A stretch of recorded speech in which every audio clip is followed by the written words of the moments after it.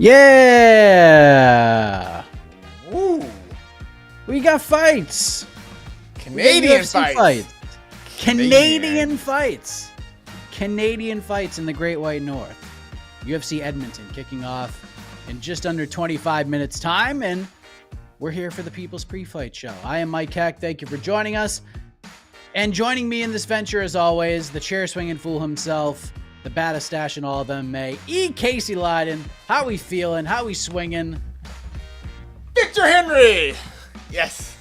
Oh, it's a Victor Henry spin. That's Yes, a Victor yes, Henry yes. spin. I'm very excited for my teammate fighting tonight.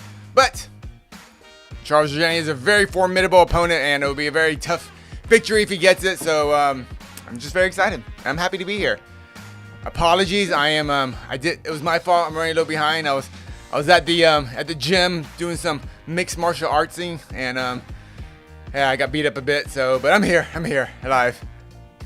You made it back, and we appreciate that. We got Polaris going on, MVP Carlos Condit grappling. Yeah. Sooner rather than later. As I'm looking right now, our friend Alex Wendling is the. What? Oh, Yeah, she's on screen. She's in London doing the post-fight interviews and such. And I thought doing she was competing. I was like, whoa, she's competing now? no, she's doing the damn thing. So shout out to her. Yeah. And shout out to all of you. Before we get to the questions, real quick, Casey, Derrick Lewis not fighting. He is out. He is scratched. Fight with Janata Deniz is off. Derrick Lewis, we did a great interview earlier this week. Laughed my ass off for about 12 straight minutes talking to good old Derrick Lewis. And weighs in. He's fine. 266, looking healthy. And then all of a sudden, we get to the ceremonial weigh-ins, and Janata Deniz gets up there.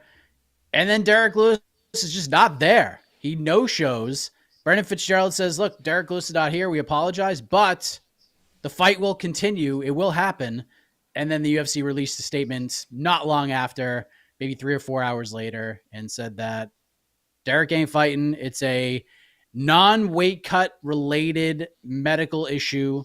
So no Derrick Lewis versus Janata Deniz. Bummer. Oh, did you freeze? Yeah. Oh, sorry. Oh, yeah. No. We're both frozen for a second there. Oh, okay. Yeah, weird. What's going on? Why are we acting a little weird here? All right. My internet's fine. We're can back. You hear me? We're back. clear Yeah. again. Okay. Yeah, I can hear. Yeah, we're clear again. But yeah, it's a bummer. Featured bout is off, and we have 13 fights now. Yeah. Someone's suggesting that maybe since it's in Edmonton, his balls were too cold. It's possible. It is possible. It seemed pretty freaking cold up there. Some cold balls. Yeah, cold balls. Can't fight tonight, guys. Yeah. Balls are frozen. Frozen testes. All right, well, that's what's going on there. Let's go to the peeps, see what they have to say.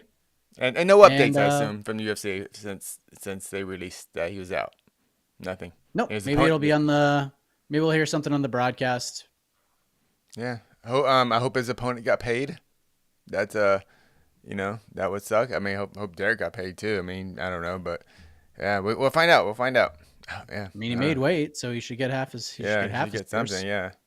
But yeah. I mean, they may just rebook this one real fast, which I don't know where they put it. Maybe they put it at MSG. Wouldn't be the worst thing in the world. Current jerker. Open the card up with Derrick Lewis. That'd be fun. Yeah, I love that idea. Yeah, I like that. All right, let's go to the peeps. Ask away. Last stand. Will we see the first TKO via 12-6 elbows tonight? No. I also don't think so. Yeah. It would be so unlikely. Actually, I wonder if we'll even get a full-on TKO or knockout from a 12-6 elbow this year. We'll get one eventually, but I'm kind of curious. It'd be kind of fun. For the record books, who would be the first? Right, man, imagine if John beats Stipe with 12-6 elbows. It's gonna be Stipe. It'd be Stipe beating John with 12-6 elbows. Or that. Oh yeah. The Either way. irony in that would be Ooh, incredible. that'd be yeah. Incredible. All right. So thank you, Last Stand. One more super chat. Create a 3-leg dog parlay for this UFC card. Here's to your Dunkin' Fun, Mr. Heck. Love the show, and I could always appreciate sleeveless Casey vibes. A 3-leg dog parlay. Let's take a look Dog parlay. here. Let's take a gander at what we got. Let me see who's like. I think Garrett Armfield is a live dog. He's plus 105 now. He was like plus 135 yesterday. So obviously people have smartened up a little bit. I think Rodrigo Nascimento is a live dog at plus 120 against Alexander Romanov. I'm picking Zalal, but the line is crazy for sure. Yeah, if I was money has come in on Jack Shore. Oh, okay. Because I think people are understanding it. He's still a big dog. He's plus 235. Is he still the biggest? He's no longer the biggest underdog on the card. So that's at least something. Would that be Giles? Giles is now the biggest underdog on the card. That's why I would assume. Yeah. I mean, Victor Henry is an underdog, slight dog right now, plus 105. That's not a bad one. I do think he's going to win. Pedro Munoz is also a live dog in my eyes at plus 160. Who's he fighting again? I'm sorry. I forgot. Eamon Zahavi, who's very good. Ooh. He's very good. But these are the fights that Pedro Munoz always seems to win. For sure. When it's that guy like looking to break through and get into like top 12-ish range, they throw him in there with Pedro Munoz, and Pedro Munoz usually leg kicks the shit out of him. Just ask Chris Gutierrez how that plays out. Just ask a lot of guys how that plays out. Even ask Sean O'Malley how that plays out, because Pedro was kind of thumping him up a little bit before that fight ended with the eye poke. With the old eye poke. So yeah, there's a few live dogs here. There's a few. Pedro Munoz is kind of, every weight class has that kind of Neil Magny guy. I know they all fight different, but Pedro Munoz seems to be kind of that Neil Magny of a bantamweight. Like, you have to beat a Pedro Munoz before you can be kind of considered, oh, okay, he can eventually maybe fight for a title, eventually maybe be a top 10 guy. So, I completely agree. That's not a bad thing. Pedro Munoz has been doing this a long time. He's a very talented fighter. It's not a dig at him at all. I mean, I actually really enjoy watching Pedro's fights. So, he's good, man. He's got some great wins. Yep. All right. For the parlay, I'll go Pedro Munoz, I'll go Rodrigo Nascimento, and I'll go Garrett Armfield. But Victor Henry is also not a bad call. All right. Thank you much. What we got next? Super chat from Sleeto. Casey, you really think Rose versus Jess KO was scarier and made you more fearful for the fighter safety than the Bryce versus Emmett KO? Absolutely. Yeah. Absolutely, because that was her neck. That's paralysis. That's death. Bryce got hit really hard and got knocked out cold. I mean, a lot of guys get hit really hard and got knocked out cold. I don't know. It was scary, but yeah, I don't know. I don't know how to explain it. I saw a woman get slammed on her head, and that's how. And it takes a very short fall to hit your head and crack your spine, and your life is never the same. So absolutely. Yeah. Bryce's KO was nasty, because I remember watching it. We were doing the watch parties in New York when that knockout happened. That to me, like, I've seen some crazy knockouts. If you go to Miss Fists that dropped yesterday, there's probably a scarier knockout than the Josh Emmett KO to Bryce. The UFC knockout that really got me, and I thought this fighter is like really badly hurt, and it like could be to that level, was when Yuri Prochazka deaded Dominic Reyes. That was a nightmare. The spinning back elbow that he landed just killed him. The way Dominic fell to the ground, and after like the punishment he had taken previously, was so frightening, man. That I was like, oh my God, he just killed Dominic Reyes. I don't know if he can ever come back from that. Yeah. But back to Rose's KO. I mean, the reason why it was so scary is because, I mean, it was legal only because Rose chose not to give up the. I think she was going for more. I'm not really sure. I can't remember exactly. But that's why pile drivers and spikes on the head in MMA are illegal, because they are so incredibly dangerous. So yeah, that is why it was scary. Because Rose, and that's why it wasn't a DQ, because Rose voluntarily got spiked, in the sense that she didn't let go of the submission, which caused the very scary knockout. So yeah. Yep. Thank you much, Slito. One more super chat. RS40. How far is Yusuf Salal from a top 15 fight? I feel like he could be a problem at featherweight. He's still 28. He reminds me of Leonardo Santos. It's tough, man, because featherweight's a loaded ass division, man. Like, that is a tough division. He beats Jack Shore. I'd say 2 more wins to get to a top 15, maybe 1, but he won't be there if he wins tonight. Oh, yeah. And like, Billy Q win was good. It was also very short notice, and Billy Q's preparing for one guy, and then all of a sudden you get the Moroccan Devil coming in there, who's just an absolute maniac. It's just a whole different fight. And Yusuf looked great. He's looked great since he left the UFC. He looked great before he got to the UFC, and he's looked great at moments in the UFC. Man's good. But we have to remember how deep featherweight is. It is very, very deep. So I would say he's 2 wins away from a top 15 fight. Yeah. If he wins tonight. Yeah. Only, yeah. Yeah, it just depends on the matchups the UFC gives him, too. But, yeah. But obviously, yeah, it's a big fight for him. Him seeming to leave the UFC and come back, he looks awesome. So, that's the reason. And obviously the line is showing that the fans believe that, are very confident in Yusuf Salal too. So yeah, if he wins, give me Yusuf Salal versus Nate Landwehr, and then we'll see where we're at. I will see Nate Landwehr versus a refrigerator. Just put any inanimate object in the cage, and I was like, all right, let's watch Nate beat it up. Yeah, Nate would just like run face first into it and probably fall down and then get back up and then figure out that, oh, that's a refrigerator. Now I know what to do. And he'll drop a great promo after. Game over.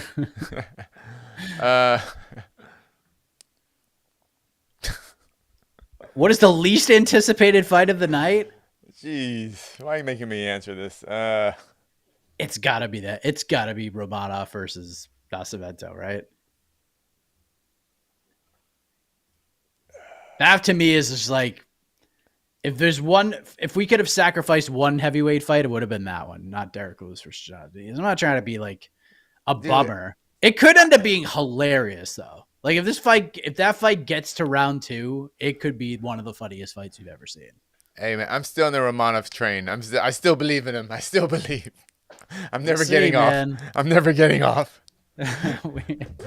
We were very high on him, like super duper high on him. And there were reasons why, but he peaked. He started working out more, and like no, don't do that. He got all ripped up. He got like 6 pounds. He lost like 20 pounds, and then like he showed up to the next one like 266 and was not the same cat. So yeah. I didn't see the weigh-in, so I'm not sure how his physique was, or I guess it's kind of back to normal. But I'm high on Romanov. The least anticipated fight for me. What do you think about Machado Ribeiro? Is very high on the card. Is that I'm going because to typology? There's 2 pretty violent guys, so okay, we're just going more of an action thing for those guys. Okay, yeah. Fair enough. Yeah, I don't know. It's a pretty good card. Like, there's not like a stinky fight on here. It's just too many fights.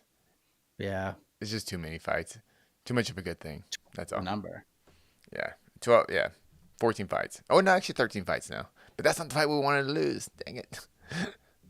All right. What else we got here? Ooh. What's your trademark submission, Casey? Ooh, I'm a big double wrist lock guy from Side Control. So I like I like kind of the Americana Kimura's type of. I could go for those. Um, what else I like? Did I get any submissions today? Couple. Oh yeah, just got a bomb flu today. I did get Kimura today. That sucked, but he was an 85er, so I'm gonna go. Oh, he was bigger than me. Yeah, there you go. Yeah, yeah. But thank you for asking. I'm a fan of the submissions.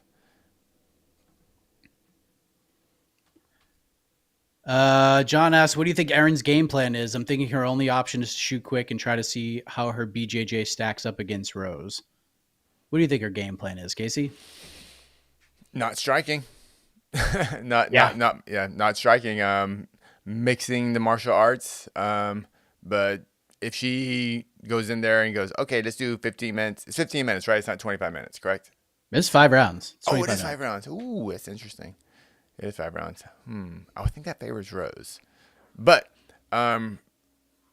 yeah, she's got to get to the ground, and Erin has used her. I would think Erin's bigger frame, and she needs to kind of hoss Rose on the ground and kind of tie her out, and eventually kind of get a late submission over Rose. But the longer it stays on the feet, the more favorable I would think for Rose. Unless Erin Blanchard made giant jumps in her stand-up, but I just don't see think it. so. Yeah. Yeah. I think her game plan is tackle her and don't let her stand up. Yeah, tackle and If grapple. she wins, I don't think. Yeah, I mean, she could throw Erin up against the fence and clinch away. I mean, she did that a lot in the Tyler Santos fight that she won, which was very, very close. Tyler was kind of dinking her up on the feet a whole bunch, but she just kind of clinched and just held her there and controlled her and landed some damage in those close areas. So I think that would not be a bad idea. If Erin Blanchfield wins this fight, it will not be a thrilling watch the way I see it. I don't think there's going to be hopefully we see some good scrambles on the ground and, different things. But I think if Erin is able to win, she's just going to get top position and she'll try to advance, but Rose is pretty slick down there. So I don't know if she'll be able to get much off offensively on Rose, but Rose is going to have a hard time getting back to her feet. So we'll see. Yeah. Man, it seems that a lot of the hype train for Erin Blanchfield is no one's on it anymore. One loss. I guess 25 minutes of her getting lost.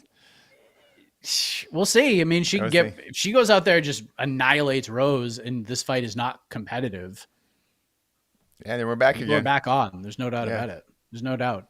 Yeah. But the way she lost the Manon fight, it was tough. You saw the entire blueprint on how to beat her in that fight. What? So, but the blueprint also, you need a massive frame like Faro. So yeah, you just need basically stay on your feet. And if you could strike a little bit, you got a real chance. Yeah. But of course, Manon's pretty good grappler as well, and she's a beast. Yeah.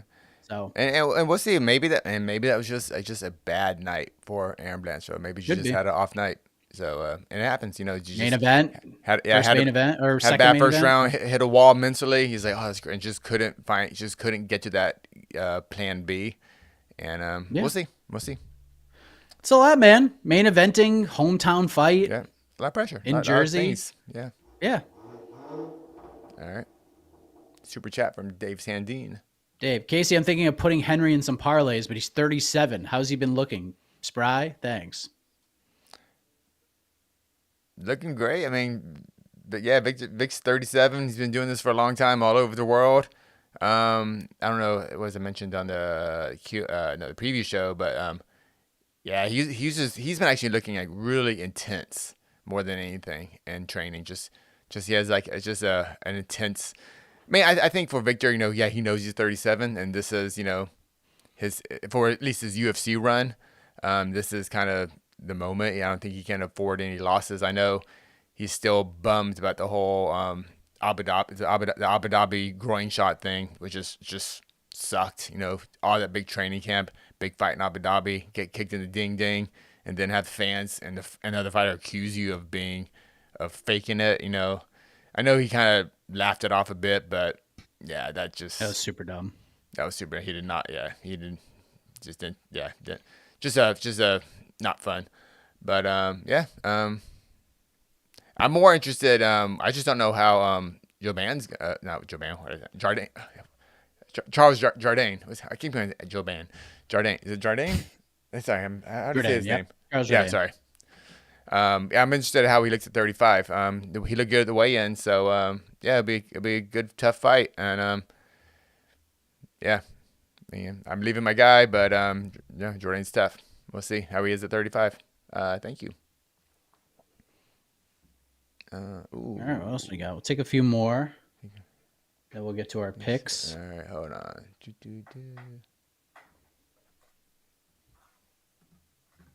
Sorry.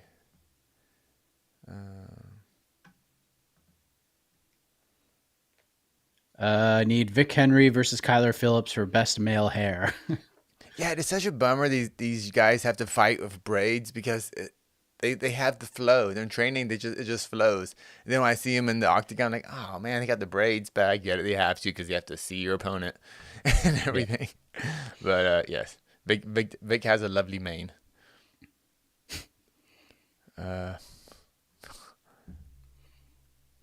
Casey gave himself cauliflower here purposely. Dude, why would cauliflower ear freaking sucks. Like it sucks. Like it's like I don't think anybody would purposely give themselves cauliflower. No, yeah, that is yeah. No. I mean, yeah, maybe because I was stubborn and didn't tap from guillotines. Yeah, I guess in that sense, yes. Oh, all right. Yeah, this is an opinion. Blanchfield got absolutely annihilated in her last fight. It was so pathetic. Her just rushing in. She's so one-dimensional. It's not even funny. Bet the house on Rose. Oh, that's not true, but okay. Boy, Nicholas Watson. And just a lot of judgment going on. Yeah, geez. Man. Pathetic. Oh, earned herself a main event in a UFC card against the woman that we're fighting for the title next. Like, pathetic. Come on, Nicholas Watson. Have a little respect. Max Holloway's pathetic. Yeah. I know. It's crazy. What does a loss for Pedro Munoz mean for his career? Where is he at? Not much. I mean, he's kind of where he's at. He's, like you said, he's the Neil Magny of the division. He's a name that's still relevant and important because he's got good wins and he's beaten some good dudes. And yeah, he's Danny Gay, Neil Magny. He's just that dude in that division. Never been finished. Yeah, he's good, man. He's good. Never been finished. So no, the only reason I would if a loss I would question if he stays around UFC is only because the UFC likes to save money, and I'm not sure. Who's his last opponent? Was it the Marlon Vera fight? Kyler Phillips. He lost the decision to Kyler Phillips, and before that, he lost to Cheeto. Before that, so and that was a close fight. To Cheeto. There were a lot of people who thought Munoz won that fight. Mm-hmm. So, and then he beat Chris Gutierrez the fight before that. So, and the eye poker before that. He's still competitive. Yeah. Yeah, still competitive. Oh, here we go. You're gonna like this one. Mike, realistic expectations for your Patriots this year? They're gonna suck. They're gonna be bad. I just want to see Drake May survive the season. That's all I care about. Kid's gonna be good. The Patriots offensive line, I mean, it's so bad. Like that, it's so bad that I don't even want Drake May to play. He's the best quarterback of the team by a lot, but I almost don't want him to play football because I think he's just going to get killed out there. So not good. It's just not good. They're not going to make the playoffs. They'll be they'll win 6 games maybe. And then, but we'll see some things that were all right, next year, if they could get a couple of linemen and shore up the defense a little bit more, yeah, they'll be okay. But their offense is just, Drake May's got no one to throw to. Running game's okay, but their offensive line just sucks. It's so bad. So realistic expectations, they're probably going to be, they're not going to be as bad as the Jets, but a step and a half above the Jets is what the Patriots are going to be. Didn't the Jets just win too? They beat the Texans, right? But they're still Did bad. they? Yeah, they They're actually so won that bad. game. The They Patriots won. beat the Jets, so. Oh, okay. But this is the life cycle right now of the Patriots, right? You know, you have your good years and you have your bad years, right? This is the rebuilding year, I assume. Oh yeah. Yeah, Yeah, this is people think like it's just been sunshine and roses as a Patriots fan. And I'm here to tell you, it ain't. It wasn't. I mean, we had a great run, no doubt about it. We were spoiled for almost 2 decades, but before that, they were bad. Like they were yeah. real bad. Yeah, Tom Tupa would have to punt and play quarterback in the same game because they sucked. They were 1-15 before they drafted Drew Bledsoe. And that was huge. And then they got Bill Parcells, and then Parcells left, and then Belichick was going to go with the Jets, and he was just like, no, F that. Signs with the Pats, Tom Brady, the whole magic there. It was just an incredible time to be a Boston sports fan. Everybody was winning championships. Red Sox were breaking curses. Patriots are winning all the time. It was awesome. It was fantastic. Bruins won the Stanley Cup. It was tremendous. Celtics won one with KG. And then they would make the finals and lose, and now they're going to win another championship this year. So, like, it comes in cycles. yeah. But to me, It's all that's good. actually kind of the best part about being a fan for a team. Is like you're there for you're there for the bad years. You're like, all right, Oh, all right. yeah. Dude, I I've been mean, there for a lot of shitty years. There's one season I went to the Celtics. I went to like 35 Celtics games. They won like 11 games that season. that's But it was tough. just like fun to go. Yeah, Like, who yeah, gives a shit? yeah. Yeah. No, no. I like that. I like that about you, Mike. Yeah, you know, Yeah. you Yeah. We're there for the gotta good be. times and the bad. Yeah, it's all part of the ride. It's all part of the ride. Yeah. And I'm one not Daniel last. Cormier. I don't trade teams based on who wins the Super Bowl every year. But I appreciate how upfront he is about it, though. Oh yeah, Yeah, he's I love. such a homer. And last super chat before we get out of here and do our predictions. I think Max is better at 55. Thoughts on Max putting his BMF on the line against Ilya at 155? No, he should not fight Ilya Taporia at all. You've done that. It did not go well. Now let's just do fun things. Let Ilya defend his Yeah. belt against the rest of the division. Let him fight Volk. Let him fight Lopez. Let him fight Movzar, Sterling. Ilya's got plenty of dudes to fight at 45. We talked about the Absolutely. depth. Those guys are just going to keep coming.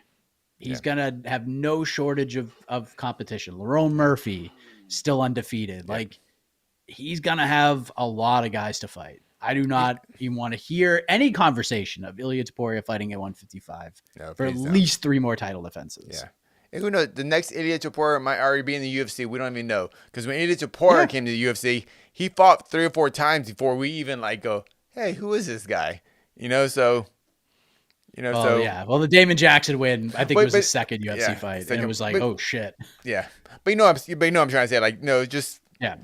like it wasn't like he was like this giant, like, oh my god, like his first fight when they signed Izzy, you know, like, oh man, you watch out for this guy. He was just the guy they signed, but so you never know. You never know. So no. Yeah. Keep Max, have fun at 55, lots of super fun fights. Ilya, stay at 45, do your thing. Go Defend your belt. go for your 45 GOAT status. Do it. Yeah. Go fight in Spain against Volk. And let's go. Let's go. All right. Let's do we have bonus predictions, Casey? Bonus predictions. Fight of the night. Oh man.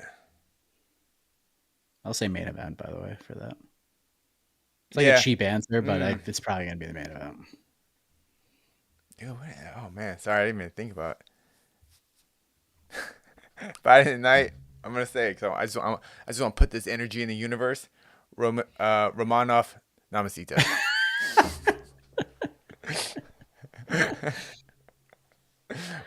But Oh man.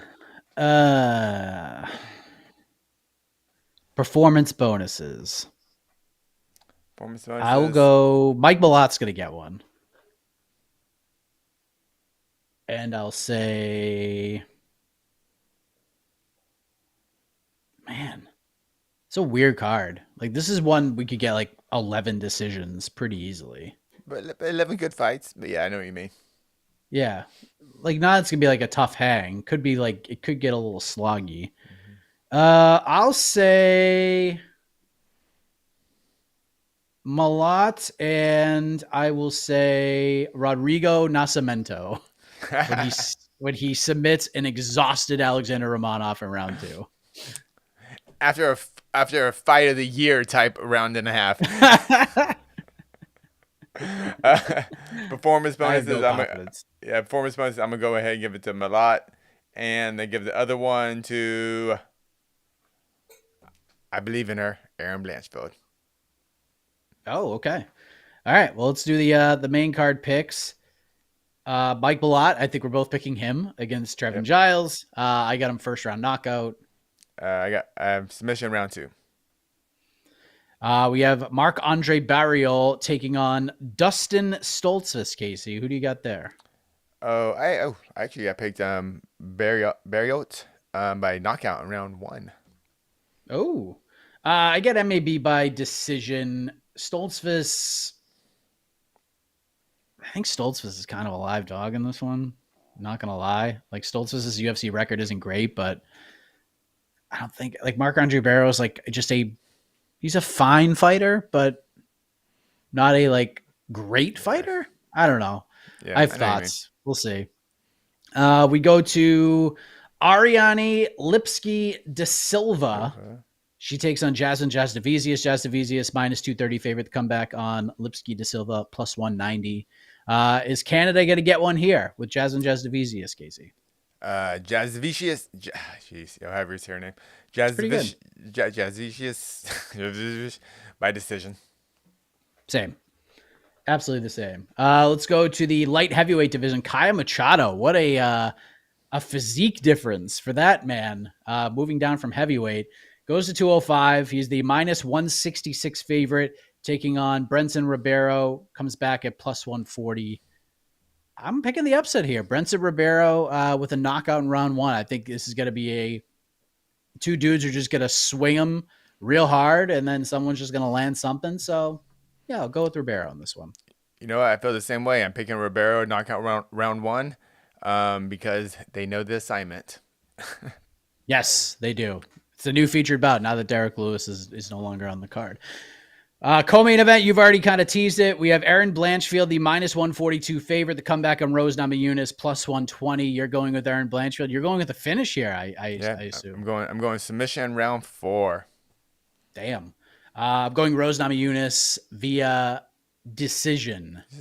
I just don't know if we'll see. I mean, I could be wrong. Dominant decision? I feel like, or competitive? No.